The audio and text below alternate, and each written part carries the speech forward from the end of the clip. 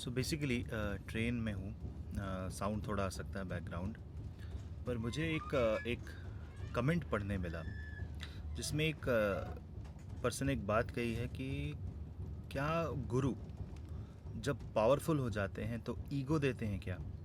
Because ऐसे बहुत सारी कुंडली में देखा गया है कि अगर गुरु लगन में हो और गुरु बली हो या उनकी डिग्निटी अच्छी हो तो व्यक्ति ये सोचता है कि जो वो जानता है वही सबसे ज़्यादा इम्पोर्टेंट है, वही बेस्ट है, वही उससे ज़्यादा ऊपर कुछ नहीं है। तो एक सोचने वाली बात यह है कि गुरु क्या है।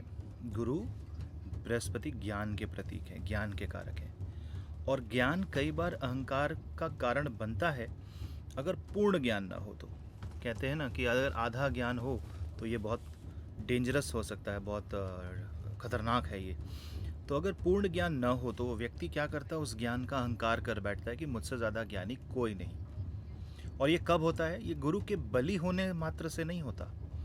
गुरु बलि तो ज्ञान देते हैं और ज्ञान सात्विक ज्ञान होता है, लेकिन गुरु के ऊपर अगर कोई नेगेटिव पोजीशन हो जो शायद लग्न कुंडली में न दिखाई दे, लेकिन जब आप डिविजनल चार्ट्स में उसको देखोगे, उसका डीप एनालिसिस करोगे, नक्षत्रों से देखोगे, गुरु पे पड़ने वाले आप एस्पेक्ट्स देखोगे, तो आपको डेफिनेटली वहाँ पे एक चीज़ दिखाई देगी कि गुरु पे कुछ मैलेफिक एस्पेक्ट पड़ रहे हैं।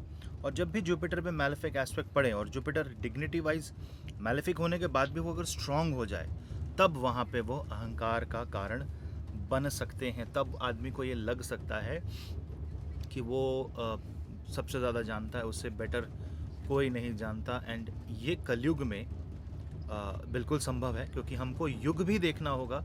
जब हम कुंडली का विश्लेषण करते हैं, जब हम ग्रहों का गोचर करते हैं, तो हमको ये अवश्य देखना चाहिए कि हम किस युग की बात कर रहे हैं, किस काल की बात कर रहे हैं, कौन सा कालखंड है, उस कालखंड में किस तरह का शासन है, किस तरह के लोग रहते हैं, सोसाइटी कैसी है, विचारधाराएं कैसी हैं, आइडियोलॉजी कैसी है।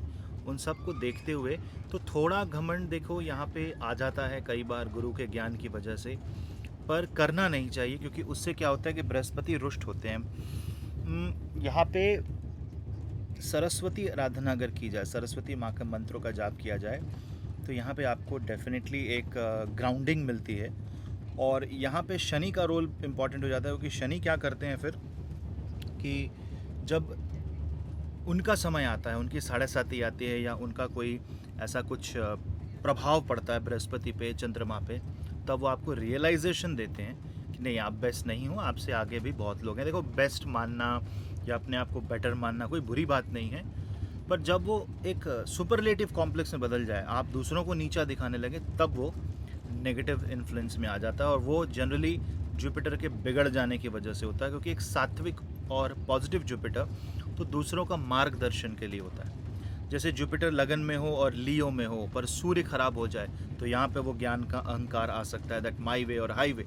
पर अगर वो सूर्य भी पॉजिटिव हैं, गुरु की दृष्टि सूर्य पे पड़ रही है, तो वो कॉन्फिडेंस है, वो नॉलेज है, पर उस नॉलेज के पीछे एक बेस है, वो अहंकार नहीं है, वो कॉन्फिडेंस है। तो कई बार हम अहंकार को कॉन्फिडेंस समझ लेते हैं और कॉन्फिडेंस को अहंकार।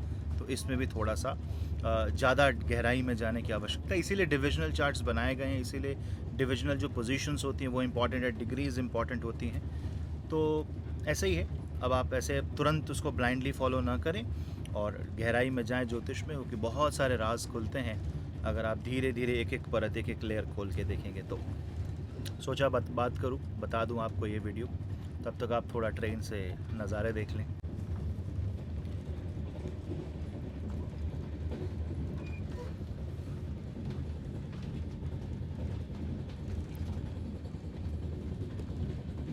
क्योंकि ये नज़ारे ना प्लेन से नहीं दिखते, ये सिर्फ ट्रेन से दिखाई देते हैं। इसका आनंद अलग है।